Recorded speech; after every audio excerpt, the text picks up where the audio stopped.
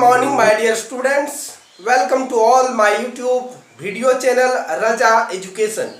Dear students, I hope you all are fine and doing well at home. मेरे प्यारे बच्चों, आज का इस वीडियो में हम थेल्स प्रमेय और उसका विलोम से संबंधित कुछ महत्वपूर्ण समस्या और उसके समाधान को बतलाने जा रहे हैं, जो झारखंड बोर्ड परीक्षा में अति लघु उत्तरीय प्रश्न के लिए बहुत महत्वपूर्ण है। इसलिए वीडियो में अंत तक बने रहिएगा। वीडियो अगर बहुत ज़्यादा आपको पसंद आ जाए तो वीडियो को लाइक जरूर कर दीजिएगा और मेरा यूट्यूब चैनल रजा एजुकेशन को अगर सब्सक्राइब नहीं किए हैं तो प्लीज़ इसे सब्सक्राइब कर लीजिएगा और साथ में बेल आइकन की घंटी भी दबा दीजिएगा, ताकि आपको मेरा चैनल का अपडेट मिलता रहे और इस प्रकार का महत्वपूर्ण वीडियो आप देख पाएं और उसका फायदा उठा करके अपने आने वाले बोर्ड परीक्षा में गणित विषय में अच्छे अंक हासिल कर सकें। मेरे प्यारे बच्चों, अगर वीडियो अच्छा लगे तो इसका लिंक अपने दोस्तों और अपने साथियों के बीच में जरूर शेयर कर देंगे, ताकि वो भी इनका फायदा उठा सके। अब चलते हैं और देखते हैं महत्वपूर्ण समस्या जो बोर्ड परीक्षा के लिए इम्पोर्टेंट है वो कौन है, जिसका हम लोग प्रयोग थेल्स प्रमेय और उसका विलोम का प्रयोग करके हम लोग हल करेंगे।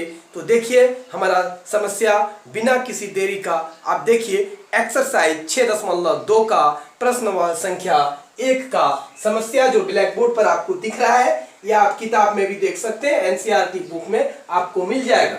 मेरे प्यारे बच्चों, पहला देखिए नीचे दिए गए, यानी ये नीचे था, हम यहाँ ब्लैक बोर्ड में बगल में बता दिए हैं। बगल में यहाँ नीचे की जगह बगल में कर देते हैं। बगल में दिए गए, यहाँ जब बगल है तो बगल ही कर देते हैं। बगल में दिए गए चित्र 1 और 2 में, चित्र 1 और 2 में DE समांतर है, ये DE समांतर है BC का। तो 1 नंबर में हमको निकालना है ये EC, दूसरा नंबर में निकालना है हमको AD। तो मेरे प्यारे बच्चों, आप लोग याद कीजिए थेल्स प्रमेय 6.1 वो क्या था? वो यही प्रमेय था कि ABC अगर ये त्रिभुज है तो अगर कोई रेखा त्रिभुज की किसी एक भुजा के समानांतर ऐसा खींचा गया हो कि शेष दो भुजाओं को अलग अलग बिंदुओं पर प्रतिच्छेद करती है, तो शेष दोनों भुजाएं क्या होती है, वो समान अनुपात में विभाजित हो जाती है। तो इसको हम लोग क्या कहते हैं, थेल्स प्रमेय से। तो 1 नंबर में आप इसका आंसर होगा, चूंकि त्रिभुज ABC में क्या है हमारा, तो मेरे प्यारे बच्चों आपको ये दिया हुआ है DE समांतर BC। ये कहाँ से, क्वेश्चन में ही दिया हुआ है, ये दिया हुआ है। इसलिए थेल्स प्रमेय से, कहाँ से, थेल्स प्रमेय से हमारा क्या हो जाएगा मेरे प्यारे बच्चों, AD बटा DB बराबर हो जाएगा हमारा AE बटा EC हो जाएगा। तो मेरे प्यारे बच्चों, जो क्वेश्चन में हमारा दिया हुआ है वो आपको यहाँ फिगर से ही पता चल रहा है। AD का मान हमको कितना मिल रहा है, 1.5 सेंटीमीटर बटा DB हमको कितना मिल रहा है, 3 सेंटीमीटर बराबर AE हमको दिया हुआ है 1 सेंटीमीटर बटा EC हमें नहीं मालूम, इसे हमें ज्ञात करना है मेरे प्यारे बच्चों। अब आप देखिए, हम इस 3 को यहाँ पर लिख सकते हैं और दशमलव देके 0 दे सकते हैं, क्योंकि उसका मतलब 3 ही है। आप जैसा सुविधा समझे उस हिसाब से आप इसे हल कर सकते हैं। तो मेरे प्यारे बच्चों, ये सेंटीमीटर और ये सेंटीमीटर क्या हुआ, कैंसिल हो गया। इस पॉइंट को और इस पॉइंट को क्या करेंगे, कैंसिल कर देंगे। तो ये 15 दूनी कितना हो जाएगा, 30 हो जाएगा। तो ये ऊपर में हमारा 1 बच गया, नीचे में 2 बच गया, बराबर यहाँ 1 सेंटीमीटर रह गया और बटे EC हमारा रह गया। इसको अब आप क्या कीजिए, क्रॉस मल्टीप्लिकेशन कर दीजिए मेरे प्यारे बच्चों। इसे हम लोग क्रॉस मल्टीप्लिकेशन कर देंगे तो हमें इसी का मान निकल जाएगा जो हमें ज्ञात करना था, 2 सेंटीमीटर। ये हमारा 1 नंबर का आंसर आ गया। दूसरा नंबर का मेरे प्यारे बच्चों, इसी का दूसरा नंबर का समस्या जो है उसमें देखिए, चूंकि त्रिभुज वही है ए बी सी में हमारा क्या है कि डी ई पैरेलल है बी सी का, इसलिए कहां से, थेल्स प्रमेय से हमारा क्या हो जाएगा, ए डी बटा डी बी बराबर ए ई बटा ई सी। मेरे प्यारे बच्चों, मान देख के रखिए, ए डी हमें ज्ञात करना है, वो खाली छूट जाएगा। डीबी का मान हमारा दिया हुआ है 7.2 सेंटीमीटर बराबर, इसके बाद ये है 1.8 सेंटीमीटर बटा 5.4 सेंटीमीटर। मेरे प्यारे बच्चों, ये सेंटीमीटर और सेंटीमीटर खत्म हो गया, ये पॉइंट को उड़ा दीजिए, ये पॉइंट को उड़ा दीजिए, दोनों उड़ जाएगा। 18 तिया कितना हो जाएगा, 18 तिया 54 हो जाएगा। तो मेरे प्यारे बच्चों, अब ये देखिए आपका कितना हो गया, ए डी बटा 7.2 सेंटीमीटर बराबर 1/3, इतना हमको मिल गया। मेरे प्यारे बच्चों, इसको क्रॉस मल्टीप्लिकेशन हम लोग करते हैं तो हम लोगों को क्या मिलता है, इसको जब हम लोग क्रॉस मल्टीप्लिकेशन करेंगे तो आप देखिए कि ए डी बराबर 3 को यहीं पर रहने देते हैं, 3 को इसको नहीं करते हैं, सिर्फ इसको हम भेज देते हैं ऊपर, तो ये हमारा हो जाएगा 7.2 सेंटीमीटर बटा 3। अब इन्हें भाग दीजिए मेरे प्यारे बच्चों, तो ये कितना हो जाएगा, 3 दूनी 6, बचा कितना 1 दशमलव हो गया, तो हो जाएगा 12, 4 तिया 12, यानी 2.4 सेंटीमीटर। तो मेरे प्यारे बच्चों, दूसरा वाला में एडी बराबर हमारा कितना हो गया, 2.4 आंसर आ गया, 2.4 सेंटीमीटर में 2 नंबर का आंसर आ गया, जिसे झारखंड बोर्ड परीक्षा में ऑब्जेक्टिव प्रश्न के रूप में हर साल पूछा जाता है मेरे प्यारे बच्चों, इसलिए ये आपके लिए बहुत ही इंपॉर्टेंट हो गया है। मेरे प्यारे बच्चों, अगला प्रश्न आज का वीडियो का 2 नंबर का देखिए, प्रश्न दिया हुआ है, किसी त्रिभुज पी क्यू आर, एक त्रिभुज है पी क्यू आर, यहाँ पर देखिए हम इसका फोटो बना देते हैं। एक त्रिभुज है ये हमारा पी क्यू आर, एक त्रिभुज है, अच्छा क्यू यहाँ पर दे देते हैं। पी क्यू आर एक त्रिभुज है जिसमें बिंदु जो है पी क्यू पर एक बिंदु है ई, पी क्यू पर एक बिंदु है ई, और दूसरा पी आर पर एक बिंदु है एफ, पी आर पर एक बिंदु है एफ। तो ऐसी स्थिति में हमको ये बतलाना है कि यहाँ पर 3 क्वेश्चन दिया हुआ है, 3 प्रश्न दिया हुआ है, इनमें कह रहा है कि कौन कौन स्थिति में ई एफ समांतर होगा क्यू आर का, ई एफ समांतर होगा क्यू आर का, क्यू आर का समांतर होगा। तो आप हम लोग थेल्स प्रमेय का विलोम को याद करते हैं, जो एक्सरसाइज यही 6.2 का प्रश्न मतलब प्रमेय थ्योरम 6.2 है। उसमें क्या था कि यदि किसी त्रिभुज, अगर कोई त्रिभुज है, उसमें अगर कोई 2 भुजाओं को प्रतिच्छेद करने वाला एक रेखा हो और दोनों भुजाओं को समान अनुपात में विभाजित करती है, तो वह रेखा तीसरी भुजा के समांतर होती है, ये थेल्स प्रमेय का विलोम कहता है। तो उसी प्रकार से हम अनुपात निकाल करके देखेंगे, अगर इतना बटे इतना का अनुपात और इतना बटे इतना का अनुपात बराबर हो जाएगा, तो थेल्स प्रमेय का विलोम को लगा करके हम कह देंगे कि ये ई एफ और क्यू आर जो है वो समांतर हो जाएंगे। क्यू यहाँ ठीक नहीं लगता है, यहीं पर रहने दीजिए, क्यू यहीं पर रहने दीजिए। तो ठीक है, तो हम लोग सबसे 1 नंबर का आंसर लिखते हैं, आंसर 1 नंबर का लिखना शुरू करते हैं। अब हम लोग इसमें सबसे पहला पी ई बटा ई क्यू निकालेंगे, पी ई बटा ई क्यू निकालेंगे। तो मेरे प्यारे बच्चों, पीई का मान एक नंबर में, पीई का मान 3.9 सेंटीमीटर बटे ई क्यू का मान 3 सेंटीमीटर। तो दशमलव लगा के जीरो करके आप सेंटीमीटर कर दीजिए, आपको आसान हो जाएगा। ये सेंटीमीटर खत्म हो गया, दशमलव को उड़ा दिए, 3 दाए 30 और ये कितना हो गया, ये 3 दाए 30 हुआ तो 10 हुआ यहाँ पर, 3 एकम 3, 3 तिया 9, यानी कि ये हमको मिल गया 13/10 अनुपात के रूप में। और दूसरा अनुपात हम क्या निकालेंगे मेरे प्यारे बच्चों, पी एफ बटे एफ आर, पी एफ बटे एफ आर। तो पी एफ का मान 3.6 है, तो 3.6 सेंटीमीटर लगा दिए। एफ आर में 2.4 है, 2.4 सेंटीमीटर लगा दिए। अब ये दशमलव और ये दशमलव खत्म हो गया, तो 12 तिया 36, 12 दूनी 24 हो गया हमारा, यानी 3/2। तो स्पष्ट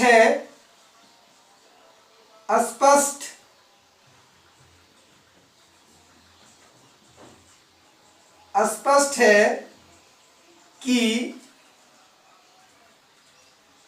13/10 बराबर नहीं है 3/2, इसलिए पीई बटा ई क्यू बराबर नहीं होगा पी एफ बटा एफ आर, बराबर नहीं होगा किसका, पी एफ बटा एफ आर का। इसलिए थेल्स प्रमेय के विलोम से, इसलिए थेल्स प्रमेय के विलोम से ई एफ समांतर नहीं होगा क्यू आर का, ई एफ समांतर नहीं होगा, या हम लोग इसको इतना लिख सकते हैं ऐसे, ई एफ समांतर नहीं होगा क्यू आर का। तो ये पहला वाला का आंसर निकल गया। अब हम लोग दूसरा वाला आंसर निकालेंगे। इसका दूसरा वाला देखिए मेरे प्यारे बच्चों, दूसरा वाला में फिर वही करेंगे 2 नंबर में। अब पहले पीई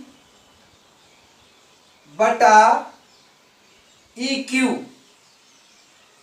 बराबर, यहां पर देखिए पीई और ई क्यू का मान दिया हुआ है। पीई का मान कितना है, 4 सेंटीमीटर, और क्यूई या ई क्यू एक ही बात है, क्यूई या ई क्यू करें तो वो कितना है, 4.5 सेंटीमीटर। सॉरी, ये हमारा सेंटीमीटर कैंसिल हो गया। ऊपर में इसको हम दशमलव देके इतना लिख सकते हैं, और ये हमारा इतना हो गया, ये दशमलव खत्म हो गया।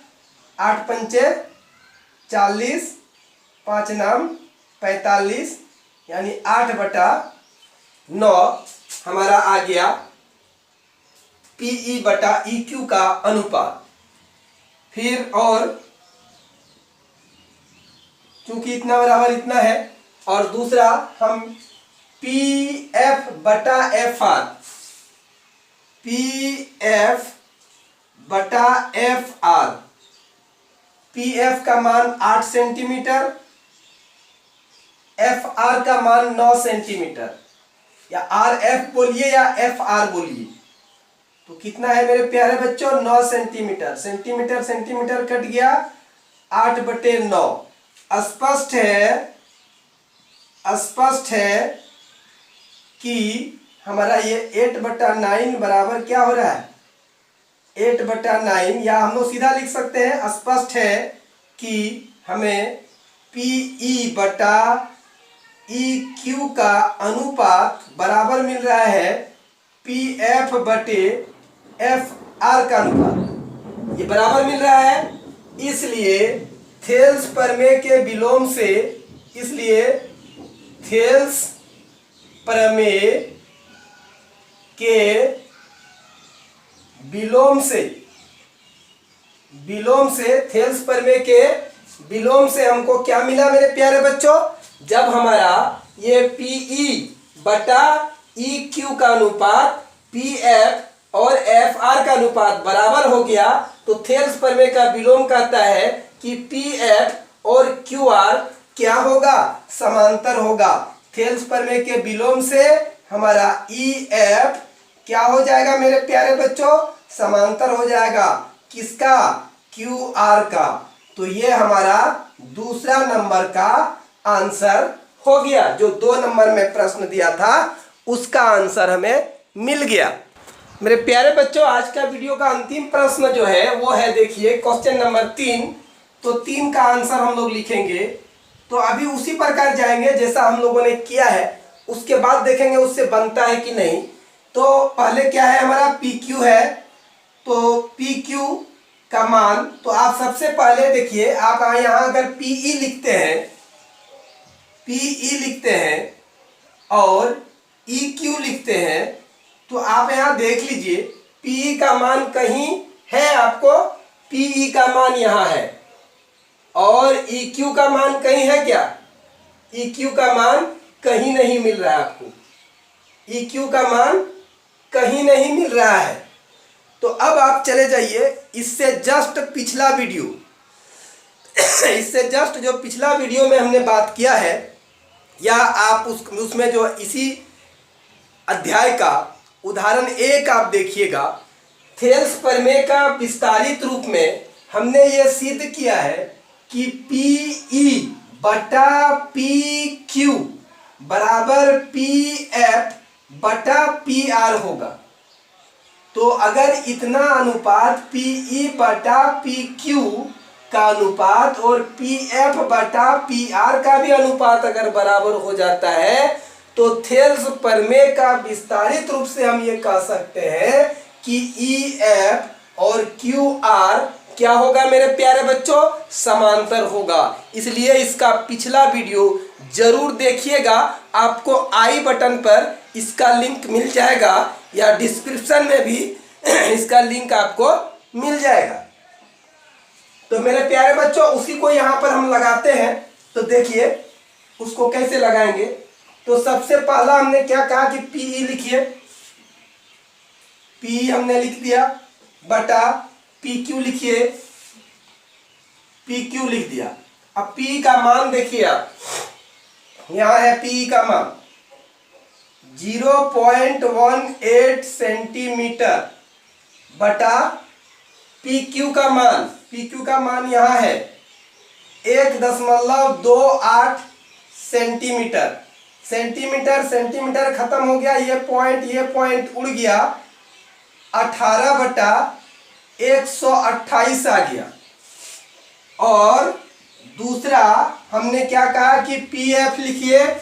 तो पी एफ लिखिए बटा हमारा क्या है? P R. तो पी आर लिखिए मेरे प्यारे बच्चों। देखिए ये दोनों मान हमको दिया हुआ है। तो पी एफ का मान 0.36 सेंटीमीटर है और दूसरा वाला पी आर का मान आपको यहां दिख रहा है 2.56 सेंटीमीटर है। मेरे प्यारे बच्चों, ये सेंटीमीटर खत्म हो गया। ये पॉइंट खत्म हो गया। यहाँ पर 18 दूनी 36 हो गया। 2 से भाग दे दीजिए और यहाँ 128 दूनी हमारा 256 हो गया। तो ये 18/128 हो गया। 18/128 है। स्पष्ट है कि हमारा कितना मिल रहा है? पीई बटा पी क्यू बराबर हो जाएगा पी एफ बटा पी आर। इसलिए थेल्स प्रमेय का विस्तारित रूप से हमारा क्या हो जाएगा? ई एफ समांतर क्यू आर। तो मेरे प्यारे बच्चों ये भी समांतर होगा, ये हमने डायरेक्ट कर लिया। अब कोई कहेगा कि सर हम थेल्स प्रमेय का विस्तारित रूप नहीं जानते हैं। तो आप अगर नहीं जानते हैं भैया मेरे, तो आप इसको निकाल लो, ई क्यू निकाल लो। तो आप देखिए पी क्यू का मान कितना है, कैसे निकालिएगा? ई क्यू पी ई तो आपको पता है, ई क्यू को कैसे निकालिएगा? ई क्यू को निकालने के लिए आपको पी क्यू में से पीई को घटा देना है।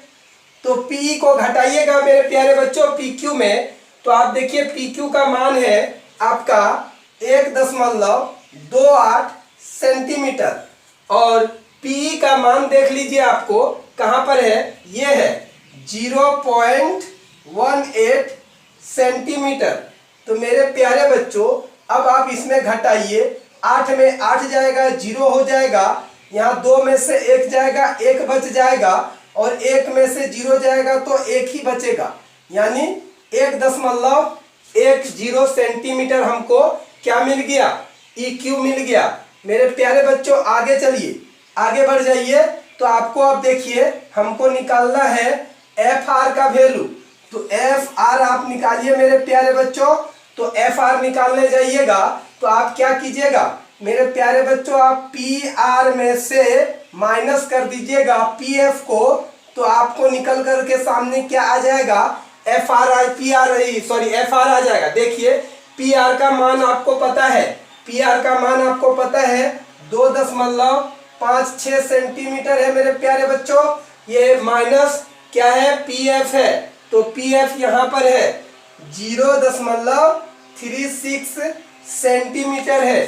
तो मेरे प्यारे बच्चों यहाँ 6 में 6 गया, 0 बचा, यहाँ 5 में से 3 गया, तो कितना बचेगा, 5 में से 3 गया तो हमारा 2 बचेगा, दशमलव यहाँ पर 2 रह गया, इतना सेंटीमीटर आ गया, इतना हमारा क्या आ गया, सेंटीमीटर आ गया।